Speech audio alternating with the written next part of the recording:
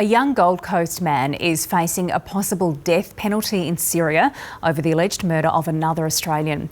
20-year-old Patrick Stevenson has been detained in the country's northwest for nearly 7 months over the fatal shooting of 40-year-old Abdullah Glen Burgess from northern New South Wales. Sean Rubenstein-Dunlop from ABC Investigations uncovered the case and joins us now. Sean, good morning. First of all, who is Patrick Stevenson and what is he accused of here? Patrick Stevenson is a young Muslim convert from the Gold Coast. He was diagnosed with learning disorders, ADHD and suspected autism spectrum disorder, and he was arrested in Idlib province in Syria's northwest last New Year's Eve, nearly 7 months ago, over the fatal shooting of another Australian man, a 40-year-old who was called Abdullah Glen Burgess.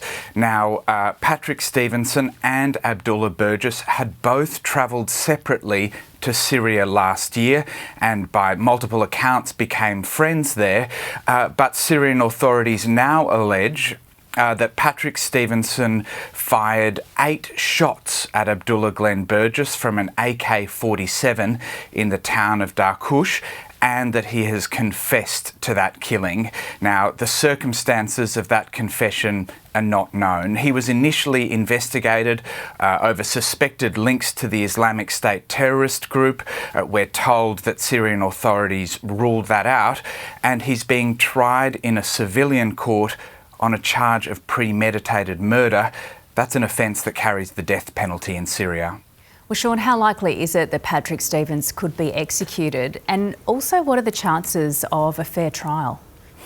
Well, Patrick Stevenson's lawyers say they have grave concerns about his welfare and his chances of a fair trial. Syria's legal system is fractured, it's chaotic. The country is emerging from 14 years of civil war after the fall of the Assad regime, and the legal system has been struggling under the weight of trying to recover under this new government.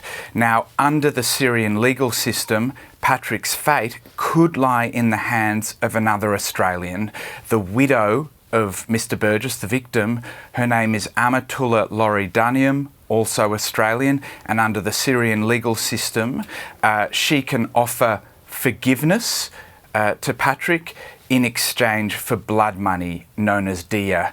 But we're told by people close to the case that Ms Danium has shown no signs so far of offering forgiveness to her husband's alleged killer. Sean, Australia has a fairly fraught relationship with the new Syrian government. Can you tell us about how Australia's diplomatic efforts have been going in this case? Well, we understand DFAT has told Patrick Stevenson's family that the Syrian government is showing very little engagement over this case. Australia has no diplomatic presence in Syria, and it has been struggling to build a relationship with the new Syrian government, unlike allies like France and the US, who have met with the Syrian president.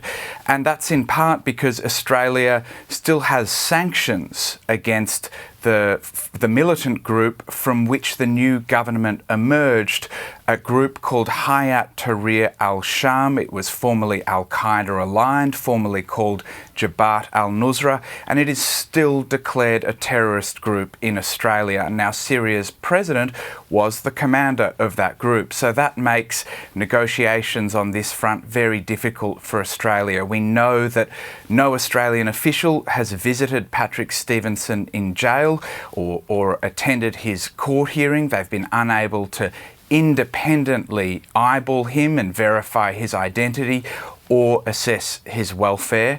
And so this presents grave challenges for Australia, but also it's very problematic for Patrick Stevenson and his legal team's attempts to ensure there's a fair trial here.